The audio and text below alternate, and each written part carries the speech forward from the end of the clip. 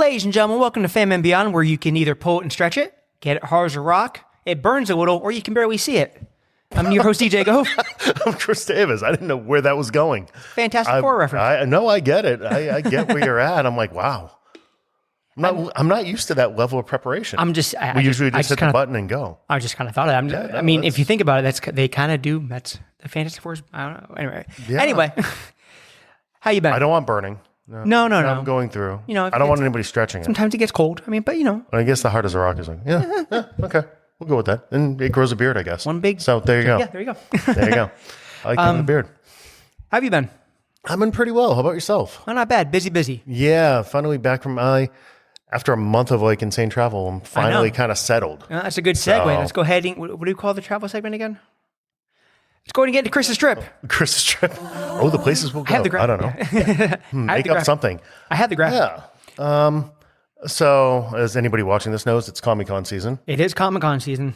So, we were fortunate enough to go. This year was just Harley and myself. Made our way out to San Diego. A little shorter trip. The Big Daddy. Then, yeah, it is the Mac Daddy. And it's definitely a different con than any of the stuff we go to locally. Mm-hmm. Right? Less chuff. I'm not saying it doesn't exist. There's some of it. But less chuff and more spectacle. Okay. If you will. Yeah. You're not buying autograph tickets. You're not working for photo ops or anything like that. Mm-hmm. There is signings, but that tends to be more limited. But the cool part about this one is you can be wandering the floor and see celebrities wandering around. That's cool. You see celebrities and panelists walking around the gas lamp district. It's walking around the hotel. So we always stay at the Marriott that's essentially right next to the convention center.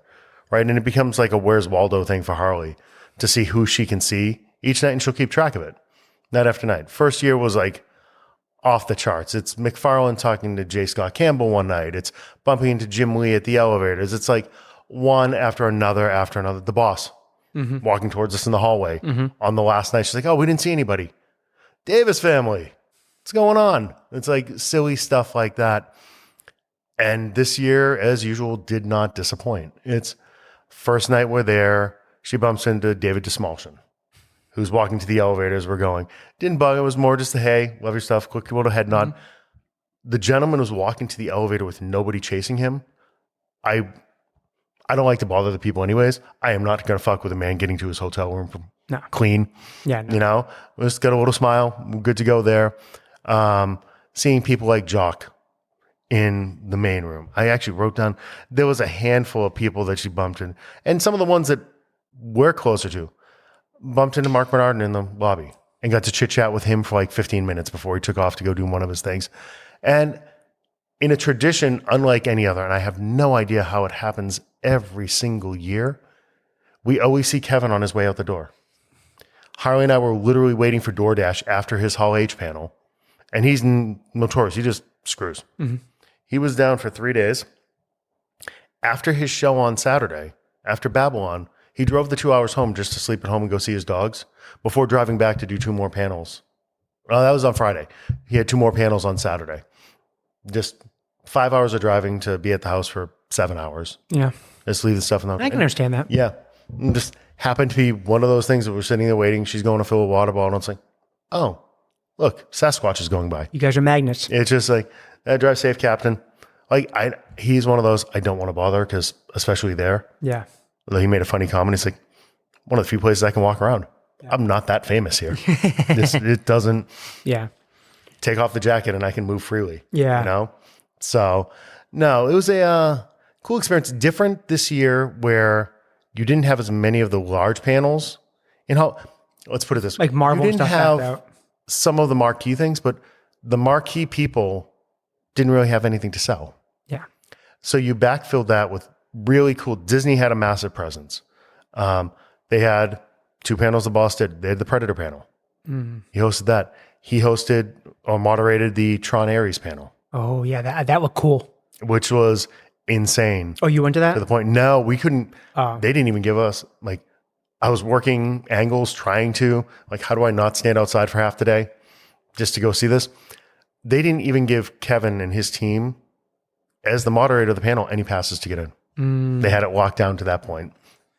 So we saw it online, just like the rest of you. That sucks. But the con itself it's weird. People were saying there was less going on, but the floor felt busier because you didn't have as many of those big panels. You didn't have people queuing for like an entire day To get into Marvel. to see what you could watch on YouTube live from somebody. So it was a little different feel. I don't know. It was a strange one for us because you usually knew the ground rules going in and how you had to navigate, what you had to hit.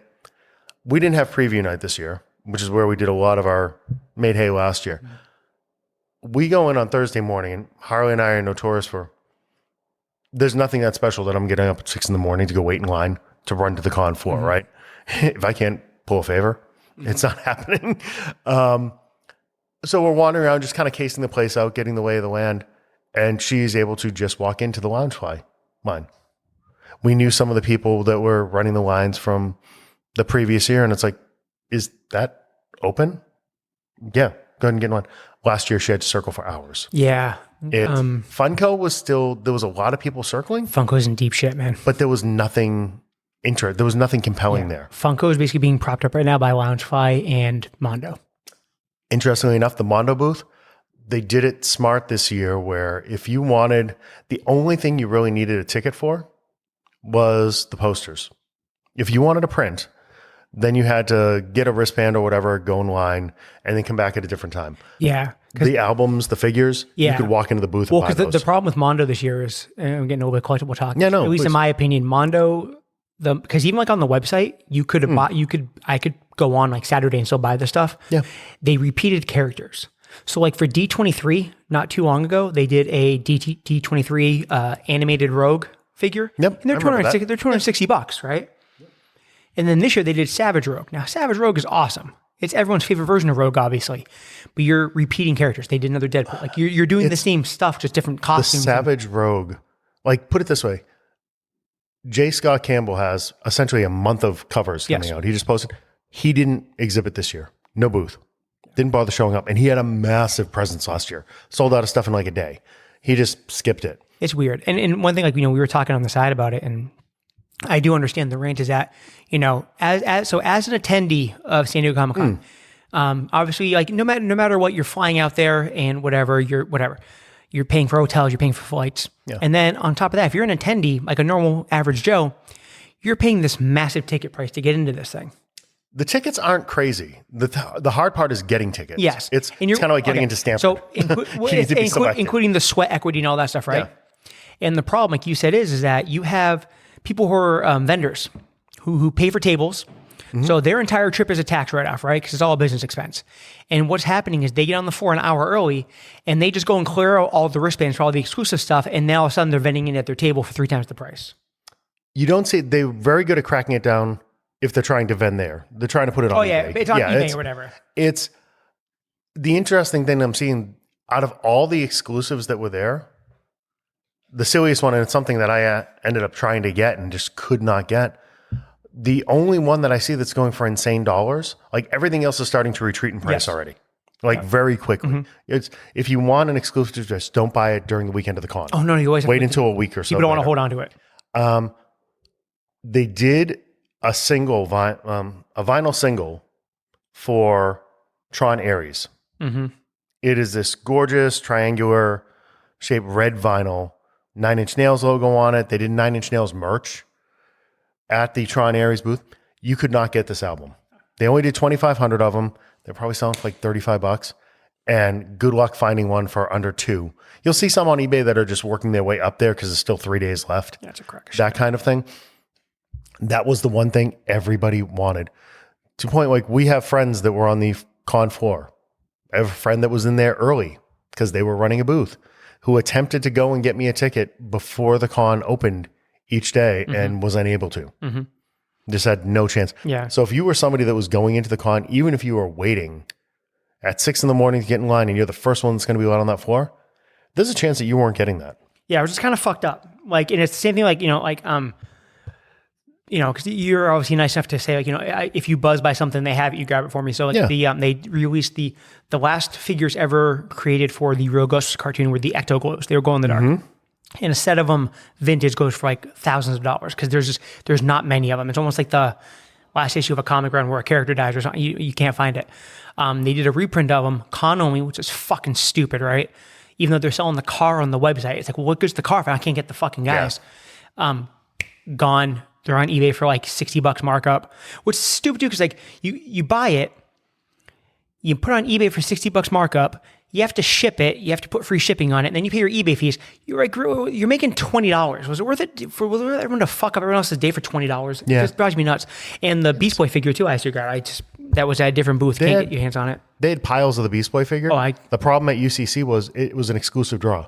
You need to be pulled before. Okay. So you needed a wristband for a set time to be able to buy at UCC. We walked up and I'm shopping and Harley pulls me on the street. Like, Dad, the line's over there. And I'm looking and that's so stupid. It's one of those things like I was able to walk up and talk to people. Yeah, I never even heard of friggin' UCC. Never heard of them. And they had that one. Well, and that's why like sites like McFarlane and those things, they're farming it out because they can get dollars. They're getting the money for the figures and they're getting money for the fact that they allowed them to have an exclusive. Yeah. Right. So it was a little different in that Hasbro this year didn't do wristbands, which is why those figures were next. I mean, that line was capped all 4 days we walked by. Unless you sat there and you just circled and just spent your hours trying to get in line. Yeah. It's the, because they did the Cold Slither, which is the Zartans guys from G.I. Joe's, their band. Yeah, Yeah, I have to get out there one of these years. I'm like, I was supposed to do New York Comic Con this year, and it kind of fell through. I want to go. New York's a different beast too. New York, the best part of New York was always Artist Alley. It's a smaller version. Well, I shouldn't say smaller because the attendance is probably bigger in New York now than it is San Diego, just because the convention center is bigger, right? You're looking at close to 1 million square feet, I think, in the Javits. It's massive, massive. I don't feel as claustrophobic in San Diego as I do in New York. The amount of people they put in, ease of getting into the con in San Diego was so much better. Just the logistics the day of being able to move around the con is so much better. New York, they will queue you and have you sitting on the sidewalk blocks and blocks away to funnel you in one of two doors to this thing for security. New York is a little crazy. I still just want to say I went, but we did it a bunch when Harley was young and I was physically in the city. Yeah. Right. Enjoyed it. I haven't had the itch.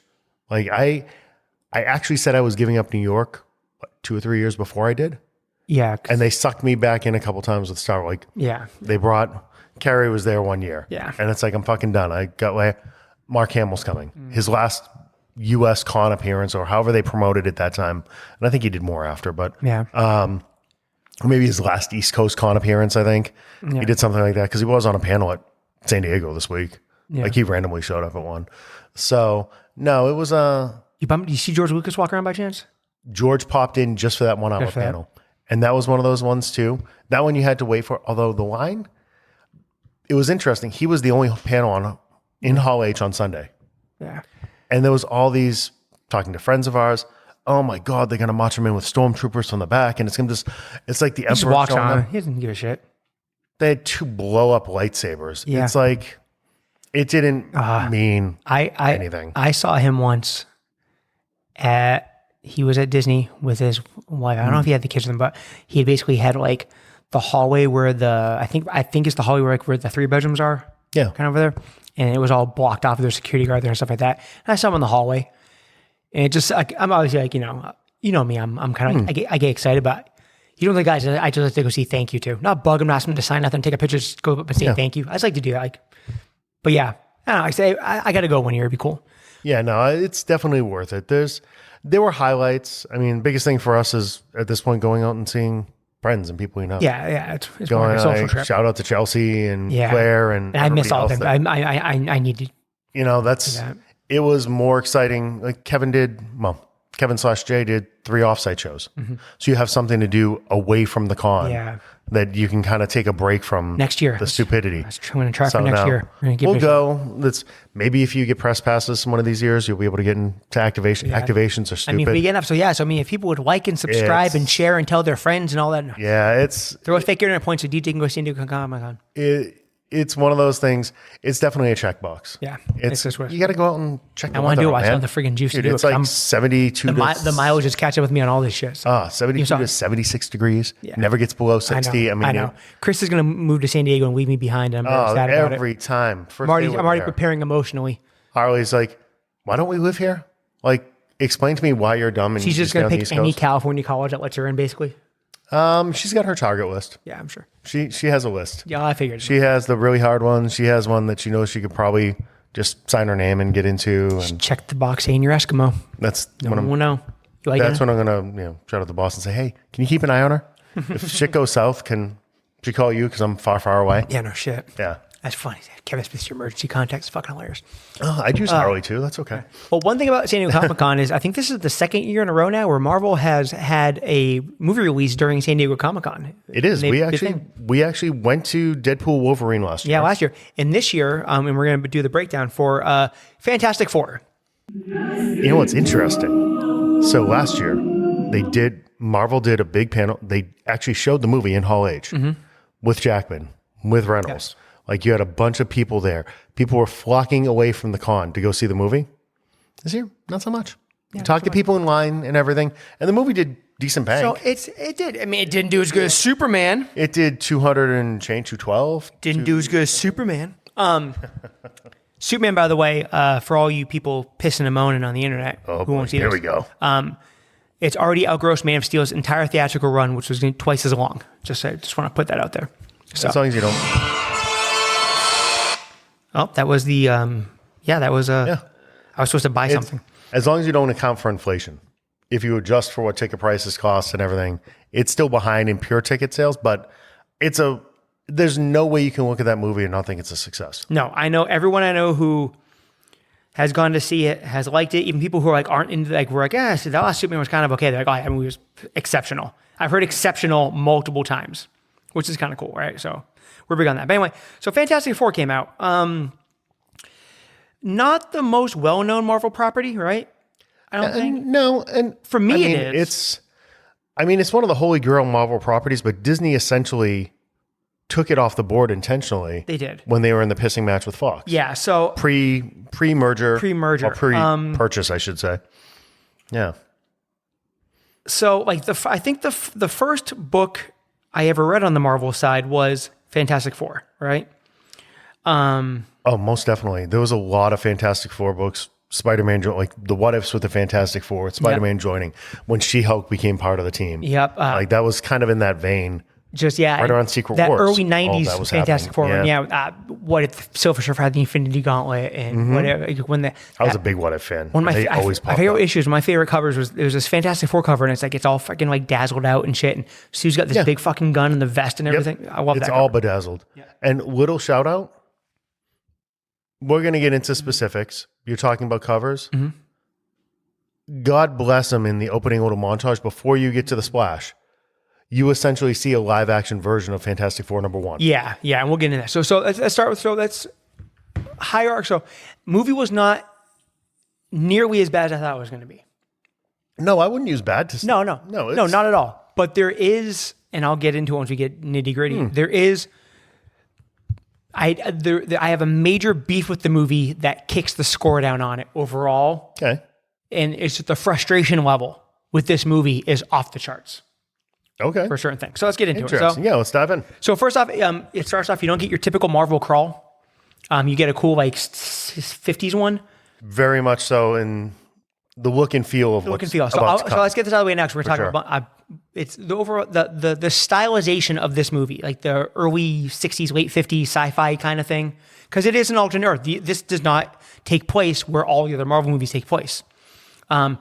I adored the stylization of the movie. Visually, it was gorgeous. Gorgeous movie. Gorgeous movie. There's nothing that I bumped into with any of that. Yep. The TV shows, everything period-wise, it looked like something taken from early Tomorrowland drawings or more so the World's Fair, City of the Future kind of thing. 100%. It was very cool there was always something to look at in the background as you were watching this. There was. Part of this...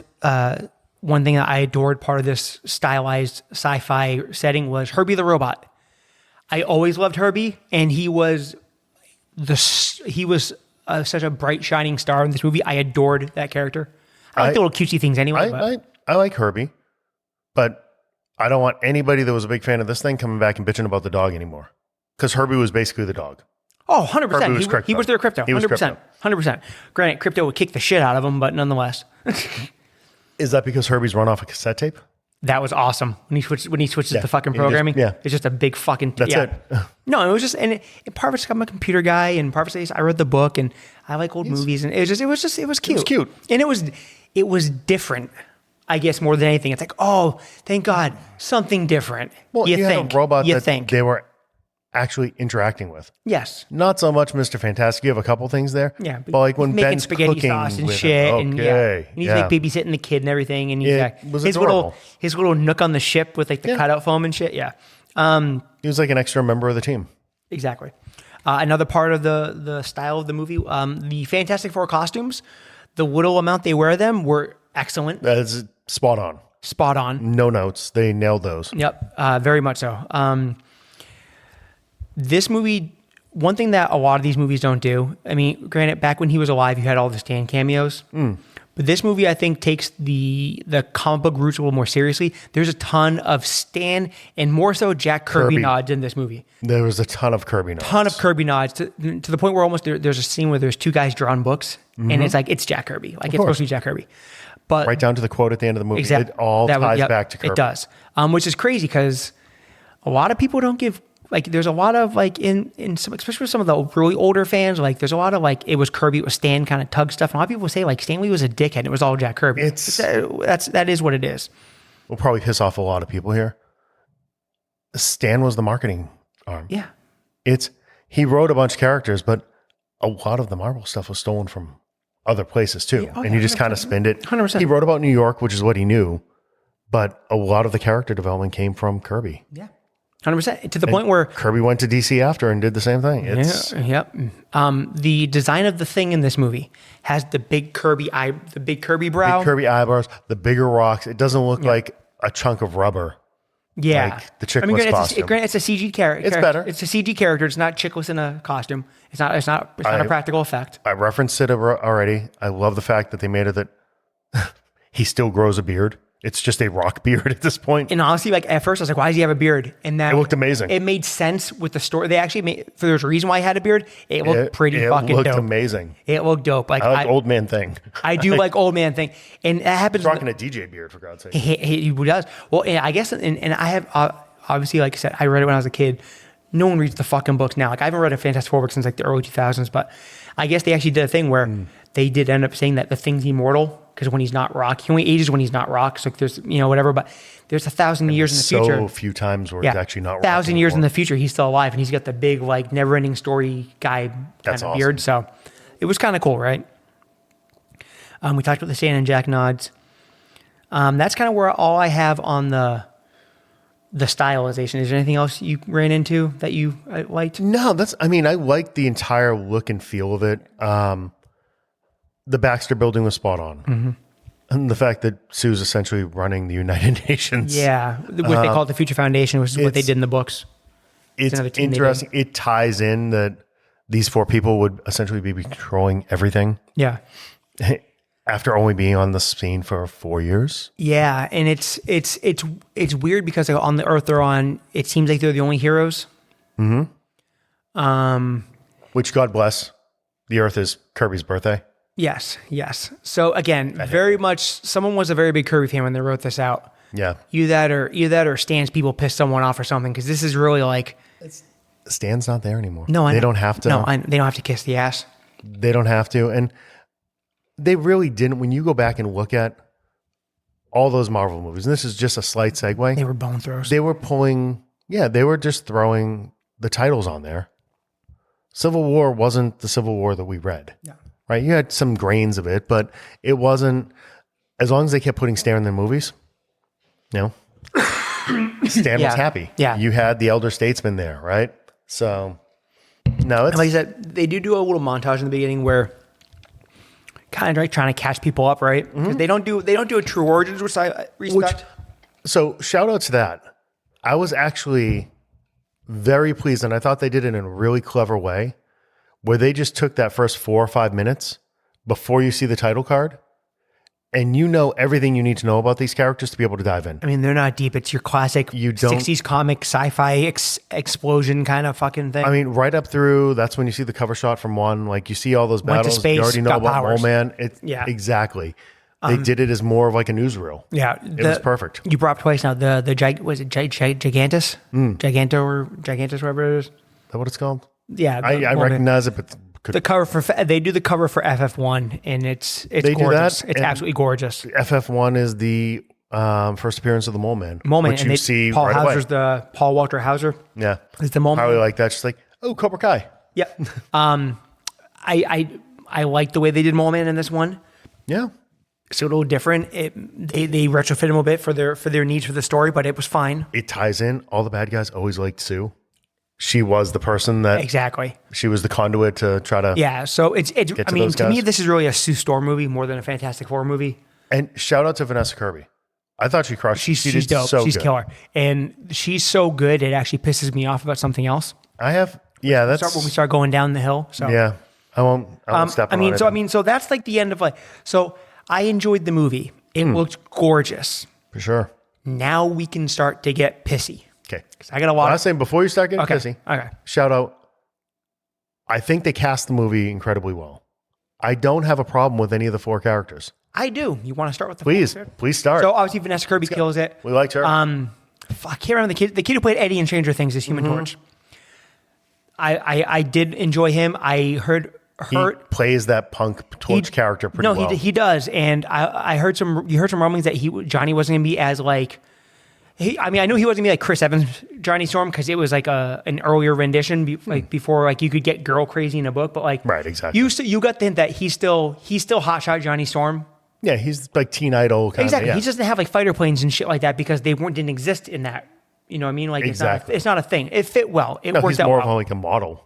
Exactly. Yeah. He'd be a present day influencer kind of person. Pretty much, yeah. But it's very much it's Johnny Storm. It's classic. Because remember, Human Torch predates the Fantastic Four. Right. The original Human Torch. The concept of Human Torch. They changed it for that, right? And the Thing, even though he didn't do a whole lot, was good, right? And that's just a voice of the guy from The Bear. He was as close to the comic book thing that I remember as I would expect on And screen. I do well think I like all the big tank characters basically. So I was always big on The Thing. Yep. I wish he did a little more, but again, no problems with the casting. I'll get to that too. Here's my biggest problem. And we talked about when it came out. 1, 2, 3. Fucking Pedro Pascal, right? So, not that he's not a good actor, right? But here's the thing: it's like you cast everything else perfectly, and you're going to get back on Claire's bad list. And you have Pedro Pascal.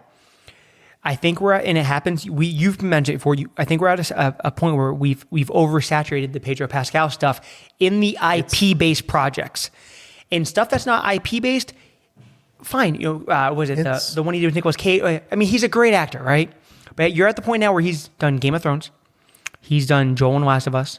He's done this. I almost discount Game of Thrones because that was kind of his coming out party. But it's a giant IP facing. The Game of Thrones thing is what got him. True, but it's a giant thing. Stuff. He was in Kingsman, and he was in and he's the Mandalorian, right? Granted, the helmet's on, whatever. Mm-hmm. And here's and again, I've talked about this before on the show. Disney is big into the Pedro Pascal. They are, but here's the fucking gripe. So you're doing this basically. You're starting a Fantastic Four #1, right? You're basically that's the world you set this in, 60s, whatever. And Reed Richards in the book is your classic like American scientist, later on dad kind of thing. We'll get into that in a minute. And I don't care that you cast a Colombian guy as Reed Richards. I don't care that he's not Caucasian. That's not the problem. The problem is you did all this other stuff to stylize it, make it look like FF1. He looks just like Pedro Pascal. You couldn't get him to shave and cut his fucking hair. Even the the silver wings were barely there. And there's scenes where you can tell like the spray paint fade and they didn't touch it up. Like make him cut his hair kind of higher up. Do the big the big streaks. Make him shave because Reed Richards doesn't have a beard until you get to the Ultimates. So John Krasinski is like Ultimates Reed Richards. I think I don't bump into that as much because none of it is comic accurate. They're always morphing. We just talked about that with the previous MCU. Like if we wanted to go back through all the Holy Grails, you can tear apart every one of those movies with the plot holes. You can't, and how it doesn't tie into. But even like Chris Evans, like they did blonde hair, so it was Steve Rogers. Robert Downey Jr. does the Tony Stark goatee. It's like you couldn't just had him like. But to be fair, that's Robert Downey Jr. He was doing that before. It's true. They went and found a guy that looked like Stark. Very, very true. But I'm just saying, like you, like what do we like? What do we look like? He looks like basically he just filmed a scene for Last of Us as Joel and just threw a fucking sweater on. They trimmed it. The hair wasn't quite as scraggly. It fucking frustrates me because you were, and a lot of this can be like you were so close. And here's my overall bigger as we get into all my shit I didn't like.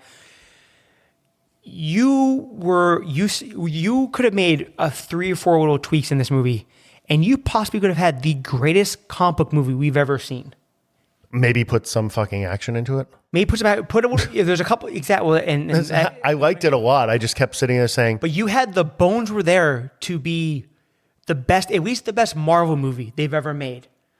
You were right there, and you couldn't have just done these couple of choices you made just. Fucking swan dived it, and Pedro Pascal is one of them. See, I didn't. Not for the character, not for the portrayal. It's just like just pick up a fucking razor and fix and make. Yeah, it's funny. I didn't bump into that at all. It just pisses me off. It pisses me off. That one didn't. Because everyone else. I have issues with the movie. Yeah. Okay. The casting wasn't one. I thought they were all fine, and I think. Pedro's that guy right now. There's always one in every generation where there is. They just going to roll him out into everything. I just think you're tapped on it. At least on the stuff that's based off IP. I think original stuff. I think you want him to be tapped on it. He still did fine. That's more of a personal thing. Yeah. Like my wife loves him in the movies. You know the thing that sets her off is the fucking Apple ad. She doesn't want to just sit there and look him into the camera. That for whatever reason that bugs her about Pedro. But the rest of it she's okay with. It's weird. We can get maybe another episode. We'll get into the whole touchy-feely Pedro's side of it in public and stuff. My biggest thing was I liked how it looked. I liked where the story was going. I mean, it was very much for me as I'm sitting there watching it the other day. I felt like the stick figure with the stick meme, where I just wanted to keep poking and say, "Do something, do something, do something."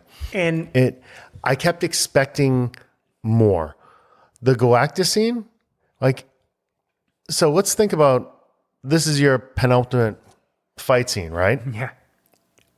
Sue comes off looking like a badass, and we've actually seen that pose in the comics. 100%. We've fully seen that. It's a Ross cover. So I'm good.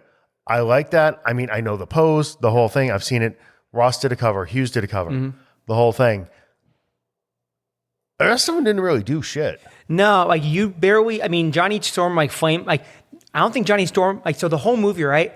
This pissed me off a little bit too. The whole movie. So there's this running gag where in this world they do a cartoon for the Fantastic Four, which looks a lot like the original Fantastic Four cartoon, right? Yeah, very much so. And that's where the Clobberin Time thing comes from. And the Thing hates it. He doesn't say it because the cartoon says it. He doesn't say it. The cartoon says it.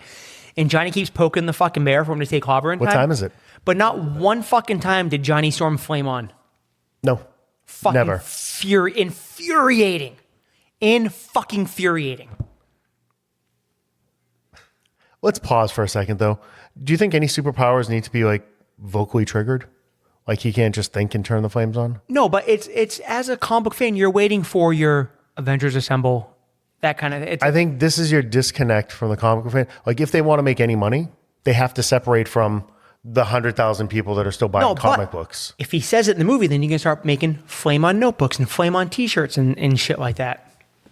That are only going to play to the 50-something-year-olds that read the original books. Well, but again, my daughter's never going to buy a flame on notebook. So here's another thing too, and I'm going to jump ahead on something. Yeah, please. Here's another thing that pissed me off about this. So you have your Democrats. No. You have your original baby sacrificers. Yeah, that could, I don't give a fuck about that. We'll get to the fucking baby in a second. I was going to do this later, but I'm doing it now. No. Go in your order. I'll stop. Okay. Go into order. Okay, I don't want to step on you. You just put in a lot of work here. Galactus and Franklin. Mm-hmm. Okay, so you start the movie at Fantastic Four #1. Yes. Then you automatically jump ahead to Fantastic Four. Was it 46 with Galactus? 48. Big jump. Okay, so #1, Galactus should not have been the bad guy for this movie. You should have picked a different villain. The Fantastic Four, granted, they're a bunch of kooky fucking villains because it was the 60s. El Diablo and fucking like they cut John Malkovich was red whatever red mist or whatever the not red, I'm waiting red for those wizard scenes whatever the to come fuck out is. because they say that's the one thing they were really upset Yeah. to cut. You fought the monkey though. You had him fight the monkey. The only time You get the glimpse he of does the anything, monkey. you get the monkey because you get a bunch of apes. Gray Gargoyle. You had all these other bad guys. You could even like, even though they're not from the time period, you could have done Wrecking, whatever. You could have done a different bad guy. Galactus is an event kind of bad guy. So you basically burned 5 movies worth of build up to do Galactus. Also, the fucking baby, Franklin, was not born until the late 90s. Oh yeah, he's a relatively 2000s? recent character. Right around when they did Onslaught in the late 90s. Yep. So we've talked about Franklin before on the show. We have an episode, Franklin's Beautiful Balls, I think it's called. Go check it out. Because we had a school shot on Franklin. You put Franklin in here, not because you had to, for any point reason in making these movies. You did them for another reason. Let's get For to the that. next one. Because you needed a fucking stupid plot point to have Doctor Doom kidnap Franklin so you could make the fucking Fantastic Four go on the jet into the other MCU for Secret Wars in Doomsday. Well, and Franklin very much ties into the Ultimates. Franklin interacts with Doom in the comics so a great deal. Spoiler ahead, this kid is going to wipe out all of the MCU so they can start over again. You just met the most powerful being in the MCU. The little kid will be the reason why you get a new Tony Stark, a new Steve Rogers, and all that kind of stuff, right? That's how they're going to do this, I bet. So, but I'm sorry, I don't mean to cut you no, off. please do your last one, and then I can retort to all three. I got it. In doing that, my feeling is that you basically made these characters cannon fodder. Because what is going to happen is basically, and we talked before when we saw how they were doing this. You could have, the movie's called First Steps. It could have been the start of a whole new thing where you could have just kept them on their Earth and they could have just gone forward, and you could have done the X-Men on this Earth, whatever, and it could have been anything X-Men or Fantastic Four is on this Earth in the 60s, and you move forward, and all the other MCU stuff, you do your big fucking stupid event and everything just dies off. But instead, they're going to take these characters, because again, Pedro Pascal's an older character. I know he's still kind of new. He's an older. gentleman. But you're going to basically put them into Secret Wars just so they can do this. I see you as Doomsday's first. I keep forgetting. And they're going to screw up Secret Wars. It's exactly. And Doomsday, I've already, and this, I don't want to say I said, but I've already talked about how basically they're doing a piss poor version of X-Men Avengers, which is a piss poor comic to begin with, right? So these characters are going to go off to this other Earth, and then everyone's just going to fucking disappear, and you have to start all over again with the Fantastic Four. And that just fucking irks me as a reader of books and a fan of the characters. You basically you didn't make this movie because you wanted to do a proper Fantastic Four timeline instead of movies. Like there's not going to be no Fantastic Four 2, 3, and 4 with these people. They're going to go do these fucking stupid events and then disappear. So you're basically it was just a box to check, and that fucking bugs me because again, the bones were there for this movie to do something good. So you could have had 4 or 5 movies building up, fighting all the other villains, whatever, to get to a Galactus thing. And then here's my last bitch fight. I'll let you go on your way. I'm going to rebut. Go ahead. Okay, go. No, you're good. The way they did Galactus in this spoiler, they take out Galactus by teleporting him basically to another Earth. They send him to the outskirts of the universe. So yeah, I hope so because he's separating him from his ship. It makes it sound like they put 2 Galactuses in one universe, which just sounds fucking bad. Nah, I did some reading on that one. Okay. They basically, what they were doing there was basically just teleporting him to like the other side of the universe. Like as far away from your solar system as humanly possible, away from his ship, away from... So it's him and the Surfer. Yeah. Because the Surfer ends up knocking... We didn't talk about the Surfer, so I'll ask a bitch about the Surfer. There's been multiple Silver Surfers in the books. Yeah. Well, there's been like 2. 2. But they're just a guy and a girl. But they've always done stories of other ones. And to me, it's another reason to me why they did the girl Silver Surfer, which I can't remember her fucking name is, because you didn't want to burn Norrin Rad because you were going to torch all these fucking Fantastic Four characters in Secret Wars and blow them up in Ultimatum. I took that a little different. They needed to give the Surfer... There needed to be a tug there for the Surfer to help. They couldn't beat Galactus on their own. But there's one with Norrin Rad too. Norrin Rad helps in the fucking other. It's like, so yeah, they made a choice, but you could have gone either way. None of these guys needed to exist yet. It all should have been There could have been such a good fucking flow of movies and build up to that. There could be. And Here's my retort. Yes. And this is what I was thinking it was very much block and tackling for Marvel right now. Yeah. It's very much in line with the other things they're doing. Nothing is, and I think this ties into the overall state of the movie business right now, right? You don't have that draw. You can't start with Iron Man in a cave and do the slow build anymore because he puts the suit on. You're really not in a position where you're going to be able to, okay, as we're building, we're still going to make 600, 700 million on this thing as we work towards. Yeah. And they're really friggin' expensive to make, right? Really expensive to make, yeah. So I think they're jumping the gun a little bit with the Galactus. A lot. And things like that. The Franklin thing pisses me off more. The Franklin thing's ridiculous. They need something to draw you in. Yeah. If you said it's going to be Fantastic Four versus the Mole Man, I don't care about him digging holes through the fucking ground and trying to take over the surface world. Like, that's not a draw. That is true. I'm not buying a Mole Man popcorn bucket or a Mole Man figure. Or, Greg Argo could make a cool cup. It would have been a nice little sticker cup. But please shout out on like the channel, send us messages. Yeah. How many people knew who Greg Argo is? No, that's true. No one that was actually going to see the movie, right? No, yeah. Galactus, they've at least seen. Like, you put one of those covers up, like, I might not know his name, but I recognize the image. Yeah.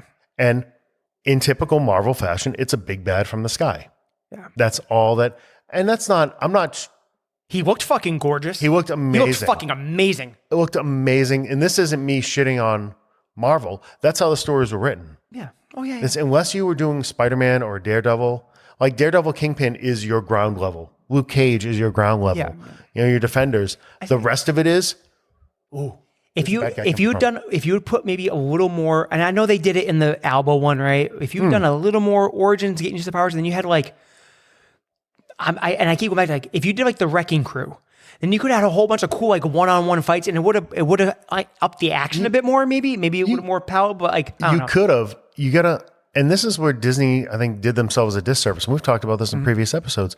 You wanted to fuck Fox so bad and get the property back. You essentially made these characters irrelevant. You took there's a generation of kids that never saw a Fantastic Four book on the shelves. You don't, I think there's some reality to, they don't have the luxury of trying to throw some of those other groups in there. You almost have to go to Big Bad and make these people relevant now, right? So Galactus still has like, they've done Galactus Funko Pop. Galactus is in the fucking, the video games and stuff. And Galactus isn't dead. Galactus can come back in something else. It's things like that. It's a tough needle to thread where they are now. To me, the Franklin thing pisses me off more because Franklin is there just so you can get to this stupid Robert Downey. And that's the thing too, is like, I mean, fucking hell, if you didn't make such complete dog shit fucking movies and TV shows, you wouldn't have to pay Downey $45 million to come back and be Dr. Doom, which he has no business being Dr. Doom. You could have done proper Dr. Doom, and people know Dr. Doom. You could have done that. You could have done it before poorly, but if you'd done proper Doom, it could have worked. You didn't have to do fucking Galactus. But again, I think the overlying arc for me is that someone had a really good idea on paper, right? And then Kevin Feige came in like, nope, you got to do the baby so we can get to this thing with all his fucking bullshit. Yeah, because nobody wanted to see the other movie. Kevin Feige has to be gone before they start doing the X-Men, or I'm going to fucking lose my mind. Kevin Feige is the only reason you have all of this stuff. Kevin Feige is the reason you go from Favreau's Iron Man to having an MCU. It's just he's got 2 years on his contract. It's run its course, man. It's just run its course. Let's go, because this rumbling was out there. This isn't a rumor. This isn't anything like that. This was more of a what if that I saw people talking about online. Feige's been very vocal about the fact that his contract only runs 2 years. Oh, yeah, because he wants like a Kathleen Kennedy lifetime thing or whatever. And he's not going to get it. Where is Disney if they fuck up again and let Feige go and he just goes and hangs with Gunn at DC? Well, there's no room for him at DC, I don't think. There's always Peter's there. I can tell you how business works. If this talent like that, I don't know how business like a Gunn, there was no room at Warner Brothers for Gunn until Disney fucked up and said, "Oh, we can steal Gunn. Here, you want to do Suicide Squad? Do whatever you want." And I don't think maybe not for DC. Maybe they put him in charge of something. Like they have some other stuff, right? They have a whole bunch of properties over there. But if they just wanted a consultant sitting there, and it's enough to write him a check to fuck over Disney. Oh yeah, like as a fuck you. Yeah, no, I see it. Are you going to give it to Favreau? Favreau wants to do different things. He's doing Star Wars. His interest. He's very good at all of them. Favreau's only come back to acting.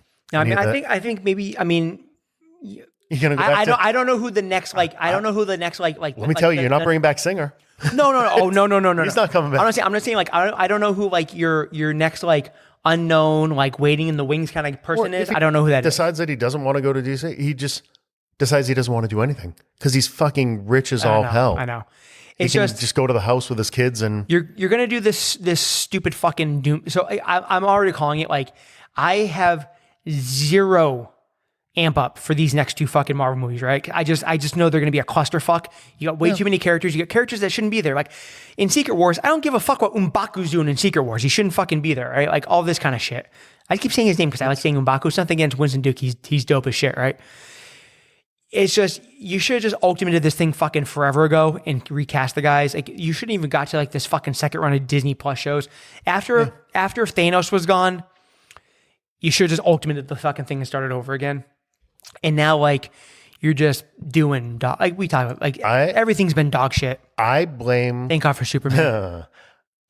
I honestly put a good chunk of blame on the fans because Endgame wasn't a great movie. Endgame had a bunch of visuals, but people went apeshit because they saw everybody on screen at one time. And it's like, oh, we know what they want now. How do we get to that again as quick as we can? And 100%. And I didn't expect Endgame to be good. There was moments that I loved. Exactly. I just wanted my series of moments. I expect, because none of these, like, very few of these Marvel movies are good movies, right? Fucking Winter Soldier is a great movie. Iron Man 1's a very good movie. Ragnarok's a very good movie. There's a couple of them. Right? You know what? I actually, even though they fucked up one of my favorite stories, I like Civil War. It's palatable. Yeah, it's good. But I mean, it's if they didn't call it Civil War, if it was something else. I mean, they're trying to play off that Cap. Iron Man back and forth, but you had to send Cap into hiding or into seclusion for the thing he's in, whatever. Yeah. But again, the last two Thanos movies, you just wanted the thing, you just wait, okay, let me get the thing, let me get the like you said, let me get the splash page in the book. That's it. That's fine. But with Fantastic Four, it's like, you could have actually made a fucking good movie. You really were right there. It was okay. So I liked it enough. I just wish there was more. Yeah. That's probably my biggest thing. I just wish, not looking at the watch or anything over the 2 hours, you got the little reveal at the end which is interesting, that Doom showing his true face to Franklin. Like the mask is off. Yeah. And I'm still convinced that this is going to be the version of Doom where he thinks he's so grotesquely scarred. And it's like the one scar. He's a handsome motherfucker. The shit, yeah, he's handsome as shit under the mask. It doesn't seem like, so I thought they were going to do the whole like the Tony Stark, Victor Von Doom brain swap shit. I thought that's what they were going to do. Yeah. But it looks like they're doing like on this Earth, Dr. Doom just looks like Robert Downey Jr. And they won't show his fucking face probably till the end of fucking Doomsday. He's one of those characters though where Stark is much like Superman lens with different parents. Mm-hmm. That could have gone bad. Mm-hmm. One thing goes different in Stark's. Instead of becoming the hero, his parents get killed and he becomes the villain. He becomes Stain. I think you're going to see one of those kind of fulcrum points there. Yeah. So I did a little, my little write-up thing was, okay, Marvel continues to not be able to get out of their own way as they rush towards the next stupid event. What could have been the best, most loyal adapted comic movie of all time becomes another Kevin Feige connective tissue what if. 7.5 out of 10. Wow. Please quote DJ on that. All time, huh? I think... So I do. So interesting. And not like just because I think the way they started off where basically they gave you not only the fight from Fantastic Four #1, you started in book #1 because everything was so, you were in this bubble where you basically were, and you were doing all the Jack Kirby stuff. And again, not the most loyal comic adaptation because you literally could have done just it could have been the most loyal comic adaptation. I'll give you that. In terms of like its ranking in the MCU, see, I don't think it's not an MCU movie yet. You're taking characters that fall somewhere mid-tier in that top 10. I know. And actually, they fall mid-tier for comic readers. They fall much lower for the public at large. 100%. I adore the Fantastic Four. Yeah. With the exception of the X-Men, they're my second favorite Marvel thing. I can see comic fans having an issue with it. I don't think if you did a comic accurate, they visually... They were pretty good. I don't think if you did a comic accurate, you're drawing anybody other than the comic fans. No. And again, I'm just saying, just because That's why they need a Pedro. You need a draw for somebody to go see the thing. I get it again, just because visually the way it's because the world they set it in, and they were just like, again, they were so fucking close. Everything, like they were right there, and everything was lined up, and then they did the baby thing. The way they try to earn on these things, they have to appeal to both. Right. And that's how you get the kid. That's how you get. But again, and another, and you said this before too. This is one of your quotes, actually. I'm going to throw back at you. Is that normally you throw the baby in there when you're out of fucking ideas and the shit's falling off a cliff? I'll tell you. Yeah, most definitely. That's the old TV trope. Exactly. There was always a random kid that was never explained that would just show up. I'll give you the Galactus reasoning. I understand that. Like, the Franklin thing pisses me off because Franklin is your MacGuffin to get Doom into Doomsday. Most definitely, yeah. So the other thing is, they never show you the rocket from the end of Thunderbolts. That never happens in this movie. Spoiler. This is what this is. I'm calling this now. They have this little world engine thing. They've done the Luba. Doom's going to steal Franklin and teleport to the MCU proper, right? Oh yeah, Franklin's gone. That shuttle is the Fantastic Four chasing after Franklin. Yeah. That's what it is. Reed has to solve the multiverse, basically. Fucking stupid. It's dumb. I'm sick of. And granted, they said at San Diego Comic-Con that after Secret Wars, it's the end of all this multiverse shit, and you're going to recast at least Tony and Steve Rogers. You have to. You're going to do Ultimates. It's gotten too silly. You're going to do Ultimates, and that's how you're going to get the X-Men and shit. And that's how. And again, and the other thing I'm too, Franklin is not a hurry the fuck up because Hugh Jackman's getting old. Well, that's over with. Franklin is a mutant. He's an Omega level. He's the most powerful mutant on Earth, more powerful than the Phoenix Force. So you're doing mutants without mutants again, just like Mrs. Marvel. Again, everything has to link to this fucking stupid event. Doomsday's gonna suck. It's gonna be so fucking stupid. I bet it makes way more money than Superman or any of those. It'll make all the bank because it's just a bunch of bright, shiny things on screen. The story itself doesn't. It's gonna suck. If the stories, here's my last take on it. If the stories and canon and keeping it as close to canon mattered, Watchmen would have been the biggest superhero movie of all time. 100%. It doesn't. No. People have to be able to connect. They have to find a different way. I'll tell you, I teared up in Superman a couple times. Eyes got a little missing. Yeah. Harley never did. This time, she had a few moments where she got a little teary-eyed. Whatever, it worked for her because that way. Basically, you have you have the mother-child thing. It's a Sue Storm movie. Yeah. It's basically a Sue Storm movie. You have that thing. So from that standpoint, for all the nits we can have on the comic piece of it, it did the one thing it needed to do was drawing the audience that wouldn't normally watch it. She has no idea who. Yeah, and normally we don't talk about anything kind of like it's not political. It's more like state of the fucking world kind of stuff, but like wokeness and that shit. Yeah. So everyone's giving Superman, Superman's fucking woke. You had a movie that just basically made the entire movie about the strong woman and giving childbirth on a rocket ship and all this shit. And Disney was way ahead on that shit. You heard a fucking peep about it, you know? Yeah. And they were just trying to find a way to shit on Superman. I guess. Superman is literally, replace Mexico with Krypton. It's literally the story of an immigrant coming to our country. And I'm going to actually downgrade my score. Crazy. I'm going to downgrade my score a bit. I'm going to go 7, not 7.5. I'm going a straight 7. What do you got? I'd go 7.5. Okay. The movie was fine. It's not one that I'm going to. I'll buy it when it comes out. Yeah, it's going to go on the shelf. It's not one I'm going to go back and watch a ton, probably until the other event movies are coming to see if there's any little things that I missed that were hints or tie-ins or things like that. I'm gonna buy it as a Fantastic Four fan. Could have been so much more. It's by far the best Fantastic Four movie. It's not even close. That's like, what's the old saying? It's not. That's like being the smartest kid with Down syndrome. Yeah, last doctor in the class of medical school, the still doctor. Yeah, pretty much. Yeah, it's one of those. Yeah, exactly. The other ones are fucking horrible. No, I mean I think Marvel did it as right as they could, knowing how they were tying it into the larger. Okay. That's not as a standalone. Nothing. You kind of have to look at it as part of the body. I wish it was part of a new body. Yeah. It could have been the start of something new and something different and something cool. And I think it would have brought in the older folks and something special and whatever. I think whenever you get now through these two and they ultimate it and you get the X-Men, you're gonna look back and be like, oh man, what could have been? I think you're gonna look back on this Earth 828 or whatever it was and be like, man, that would have been pretty fucking cool if they just stayed there and just did the thing. Yeah. I think that's the biggest problem. And now you can't go back to it. You've already left it. They're all gonna like fade away or die or ultimate Franklin ball, whatever they're gonna do, right? Mm-hmm. And so you can never go back to this world. I just think it would have been fucking pretty cool to keep them off on an island and do the thing. This is the unfortunate part where the business bumps into the fandom. Yeah. In the art. Yeah. It's more they're mapping out how they're going to earn off this for the next 15 or 20. And yeah. But anyway. It was very pretty.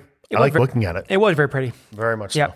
So that's that. Let's go ahead and get into Mount FANMER. Mount FANMER. Cool. So, kind of like this idea. Yeah. Ties in on a couple different levels. It is. It's the first weekend of April. It's the boss's birthday. It's Kevin Smith's birthday, 55 this year. Yeah, it's one of the... We're going down to Jersey for that. It's one of the holy days on the calendar. It is. Every year. And it's an extra holy day this year. Why is Kevin's birthday even better this year? Do you have an idea? Kevin's birthday. Do you have a guess? You don't know that. Other than the double nickels. You don't know this. Why is this August 2nd better than all the other August 2nds? Because my daughter's going to be there. Well, I mean, I'm sure. Sure. From a parental perspective, that's one of them. That's interesting. He's 55. I mean, the fact that he's doing a show has nothing to do with Kevin. Why it's better? Yeah, this August 2nd is better. I don't know. Where are you going? Because if you happen to have the 2025 Roosevelt calendar, I am the pitcher on August 2nd this year. That's why it's better. Okay. So and I was just randomly assigned August 2nd as a date. Just happens. I didn't go and pick it. So there you go. But it just happens. Boss's birthday. I'm the calendar model this year. See a show, a little nipple, giving a little something. I know a little nipple. I actually had trouble. The picture I wanted to do this year, I couldn't do. I couldn't build the props and stuff in time. So it's just me with my Ghostbuster one in front of the firehouse. It's not even Kevin. I should have done a Kevin related one. I had a bunch of them, but I put that. Yeah, especially if you knew the date. Yeah. Anyway, but yeah. So congratulations. Thank you. Yes, I am. Not only are we both. Here's your local firefighter. Yes, girls, get ready. Not only are we both IMDb credit caliber actors, I am also a calendar model. There you go. There we go. That's impressive. Not bad for a couple old guys, right? I want that Doom. I want the Doom from the actual Secret Wars when he's fighting Beyonder. Like you said, like he's horribly scarred, right? Oh my, yeah, he's hideous. Horribly scarred. I love this fucking shirt. Yeah. I love Dr. Doom. I love Dr. Doom. They better not fuck that up. They're going to fuck it up. Anyway. You already don't have this. Yeah, we'll get into that in a different episode. Yeah. So anyway, Boss's birthdays. We decided to do a Kevin-centric Mount FANMER. I don't think we've ever done a Kevin Mount FANMER, but we've done Kevin. We've done Kevin top threes and stuff like that. Yeah, we've danced around it a little bit. Yeah, we haven't done FANMER. About 100. Yeah. So anyway, I let you pick because I always pick and. Yeah, so we're gonna do, and the way we open it up, this can be either Kevin or Jay related. Top 4 cameos. Top 4 cameos. Any other properties? Exactly. You can't do one without the other. You could obviously, but like. Either or, they they're peanut butter and jelly. They go together at this point in time, right? Certainly. Awesome. Okay, my first one. 90s music kid, big time. Jane Silent Bob pop into the music video for Soul Asylum's Can't Hardly Wait from Clerks. Excellent. And Excellent pull. Love Soul Asylum. We saw them on the fucking boat, had a beer with them. Mm-hmm. Great guys. Fucking sneaky good 90s band. They don't get a lot of pull, but they actually have a fucking pretty good Murder's Row of hits. And Can't Hardly Wait's a great fucking tune. Yeah, it's interesting that those bands are all still around. You're starting to see more and more compilation tours. Yes, I love it. I'm going on the fucking. I'm going on the Summer '99 cruise with all a bunch of Collective Soul and Creed and shit. It's interesting when you go back and look at the catalogs. They're better than you remember in most cases, but they don't have like people skip over '90s music often to go right back to the '80s. Oh, the yeah, '70s, '80s, like your classic stuff, like. And everyone's partial to their generation, but I fully true. Even though I'm an '80s music fucking fiend, I truly believe that in the '90s we had the best. Especially like the rock music was the best. We also had the best. We had the best rap music too, because we had the early NWA and into Ice Cube and anyway. So funny. Yeah, I'm older than you. Yeah. I go back to more like Run DMC and those kind of things. Yeah. I also had a music video, but I didn't go there. Ooh, is it? I went for me up Buttercup, Mallrats. One of my all-time favorite songs, no matter how you fucking slice or dice the tomato on that one. And that's kind of a double dip where Kev actually directed the video. Oh, I didn't know that. Yeah, Kevin directed that video for the Goops. And him and Jay are prominently displayed in the entire, which is interesting. Off the Mallrats soundtrack? It's post-Clerks, and yet they're doing another black and white video. Yeah, They filmed the entire thing in black and white. It's crazy because I want to say that was like the second Build Me Up Buttercup video within like a 2-year span because they did the one for Something About Mary too. Shout out to Gavin. I have a couple of the poster boards from the actual video that they're holding up. Killer. As Silent Bob is like directing and flying. So I got a couple of those upstairs. That's one of those weird like old songs. No matter how you rendition it, like whoever recovers it, I fucking love it. It was a great cover of it. I love that song. Excellent. Okay. Huge Star Wars fan. Mm-hmm. I will watch anything Star Wars except for The Acolyte. Anything Star Wars adjacent except for The Acolyte. A runaround Star Wars adjacent movie that came out about a decade ago. Fanboys.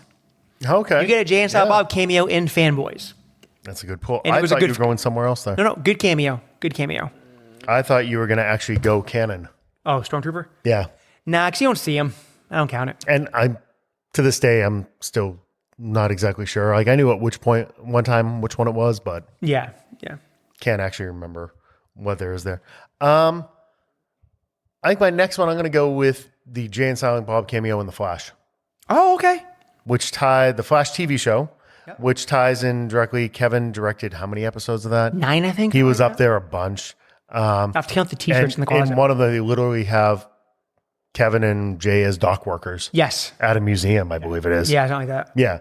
Just a kind of random one-off. And if you want to extend that, Jay appeared one other time. Yes. Didn't he play a villain in a different episode? When there was like that fucking row of them, I think. Pardon me. There was 400 fucking episodes of that show. Yeah. There was another one, yeah. But Jay was in there a couple times. But specifically, the Jay and Silent Bob dock workers. There we go. That's a good one. Okay, my next one is one of actually probably my favorite one. It's only Kevin, but Kevin gets animated and voices himself as Kevin Smith in the animated movie Teen Titans: The Judas Contract. Oh, nice! I didn't go. I have a couple animated, but I don't have that one. One of my favorite DC animated movies because it's one of my favorite story arcs of all time. I love the fucking Teen Titans. Love the Teen Titans. Judas is a great story. It was so, and it's loosely obviously because it's only an hour and 20 minutes over, but Kevin plays himself in that. Excellent. Well, since we're doing animation, I'm going to go. Kevin had a cameo in The Simpsons. Okay, yeah, I don't. Where they randomly put him in a crowd scene. Yep. In full hockey jersey. Hockey jersey and Silent Bob jacket. Edmonton Oilers colors, the whole thing. Yep. So doesn't look a fucking thing like him, but the jacket's on him, right? Yeah, exactly. Awesome. Okay, I got one more, and it pissed me off because I'd never been able to unlock it. But Kevin is a playable character in Lego DC Villains. I think is it Lego DC Villains or Lego? It is Lego Batman. Lego Batman 3. Lego Batman 3. Lego Batman 3.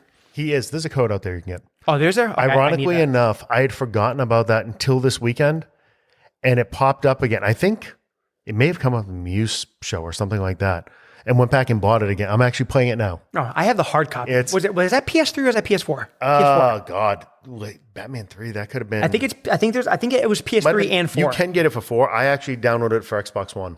Okay. And on the Game Pass, the deluxe thing, it was like $5 with all the downloadable content I'm just gonna do and that everything. then. It's so you can have all of it, and there's actually a code out there where you can just download the boss. Okay. To be able to play with him. And not to get to a little video game aside, we don't talk about video games.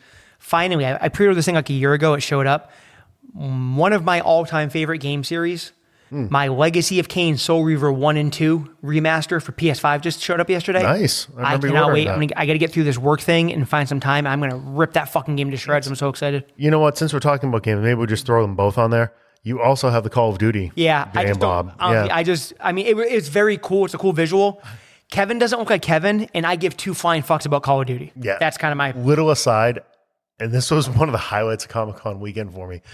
In the Babylon show, derailing it slightly, but it is tied to this specific thing. Somebody sent in a supercut of Kevin's character just getting killed over and over and over again in Call of Duty. Like every time he goes through a door, That's getting awesome. blown backward. And this thing went on for like a minute and change, just again and again and again. And I've never seen Ralph so delighted in my entire life. That's amazing. That's amazing. It was funny as hell. Cool. Hey, do you have any more? Or are we good? I do have one more. Okay. You have, interesting because everything ties together, and Kevin had this gentleman in his movie, so he brought it all back. You have Jay and Silent Bob in Scream 3. I knew you were going to do that one, so I took it off my list. That was like the It's first time so that like intertwined. Like they just popped up in something else. it was the first time ever, I think, where as fans of this stuff, you saw them in something else like that. Like, oh shit. Oh, my guys are in that. That's crazy. It was nuts how many people were Now they're working fucking at everywhere. Miramax in the day. And the idea that they were filming a movie that was running around a movie studio Yeah. and could pop into another soundstage, and then they made fun of it in Strike Back. they make fun of it in Strike Back. They have, I mean, Wes Craven is in Strike Back. Counting the money. Right. That's Gus Van Sant. Gus Van Sant, yeah. Yeah. So they kind of made fun of the idea of them popping up in other things. Yeah. And then, they're popping up in other things. Okay. So, Cool. Okay, so we have Fanboys, Teen Titans Judas Contract, Lego Batman 3, Build Me Up Buttercup, The Flash TV Show, The Simpsons, Scream 3, and the Soul Asylum video. excellent. So I say we do this on this one. You give me your absolute number one, and I'll give you my absolute number one, and then we'll figure out the other two. All right. My absolute number one. You're going to laugh. I'm going to go the Batman Lego game. That I was Just because honestly, it's so random that he got to a point in the culture where it made sense for him to be a playable character. And this is long before you were kind of past the main tranche of View Askew movies. Oh yeah, It wasn't a sound pop. It was Kevin appearing in a game. it was, and it was like, and it's not even like. Even when he was like hosting the stuff for DC, that was like post hockey jersey Kevin. This was like early hockey jersey Kevin because he's in the Oilers jersey. He's This in the is Batman very jersey. much start of the podcasting. Yeah, Yeah, it's a This is weird early poll. aughts, It's a kind weird of. poll. Yeah. No, it's good. And for the exact same reason, my number one is going to be the Teen Titans Judas Contract movie. Yep.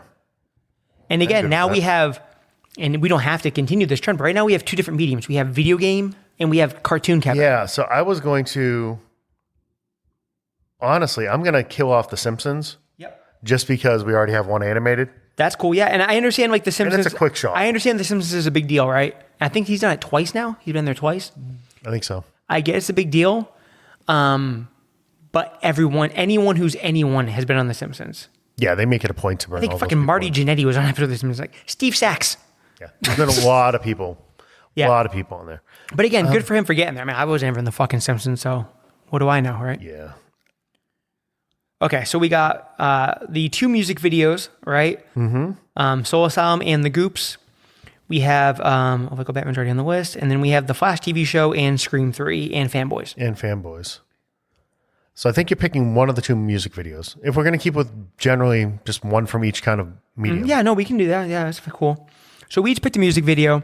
I'm cool either way. I just the Soul Asylum, I just went. It was first. It was Clerks. It was a real song. It was their first music video.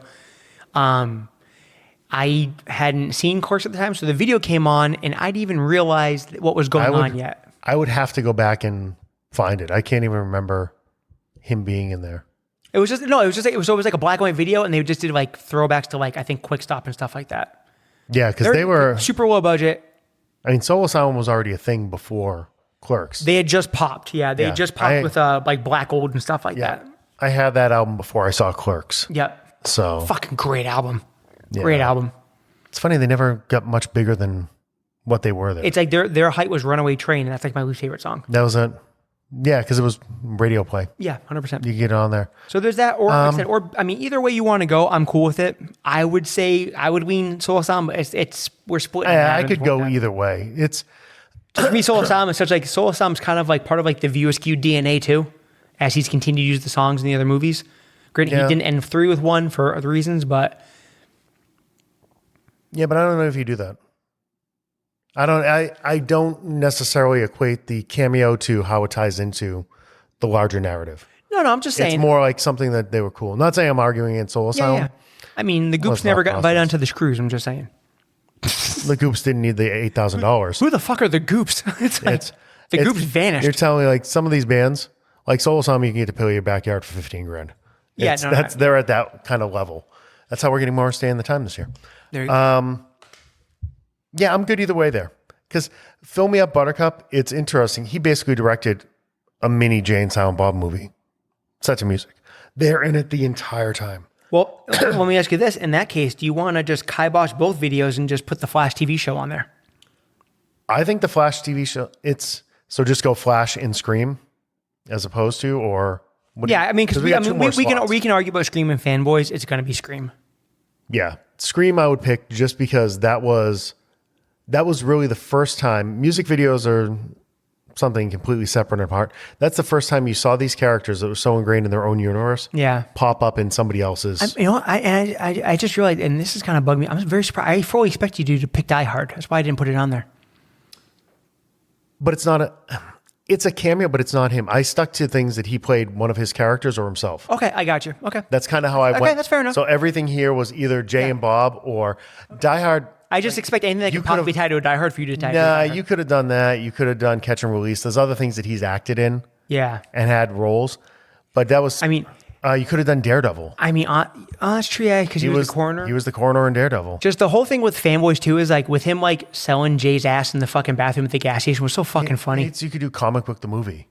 You could do there's a bunch of those kind of things you could do that way. But I tried to keep it where I guess my mentality was just that it was just him or the characters. So in terms of the characters, I would go Scream. Okay. Because you don't identify them as Jay and Bob. You know they're Jay and Bob. Yeah, but they don't say it. So he gets around. There's too many of these. Okay, so the Mount Fanmore for Kevin Smith's birthday of Kevin Smith cameos is Lego Batman 3, Teen Titans The Judas Contract, The Flash, and Scream 3. I like it. There you go. That works. We could have gone deeper there. We could have if we did an entire episode, but nah. I understand, and I do apologize. The last couple ones have been like hour and a half, whatever. We're trying to. And we didn't include any of our home movies or anything. So there we go. Yeah, it's true. Yeah, we're trying to pair. As we get closer to under an hour, one of these days we'll get there. But anyway, everyone, thank you very much for joining us. We're out of summer movies to review. Really, I'm gonna go see Naked Gun. I'll end up. Yeah, I will definitely. Doesn't need to be an episode, but they had a great presence at San Diego. Yeah, he was all of the fact. Holy shit, he's dating Pamela Anderson now. We got some stuff to talk about. That. I mean, he needed to find a woman that she's being harpooned like a fucking whale. So, found the one woman that can take him. There we go. But we'll get there. We do have some stuff coming for the fall. We have our first team versus team practice, first preseason game next week. So NFL episode going to be coming. Going on. We can talk about how much our left tackle sucks so far. How that might have been. Listening to sports radio. It was 2 plays. I was watching videos. So that's coming down. Fall stuff, Halloween. Trying to get Sean back. We got a whole bunch of stuff. Yeah, we'll definitely get Sean back here. So whole bunch of stuff coming up. I got to figure out the fucking subscription to do the Tiki Talk things. I'm working on that.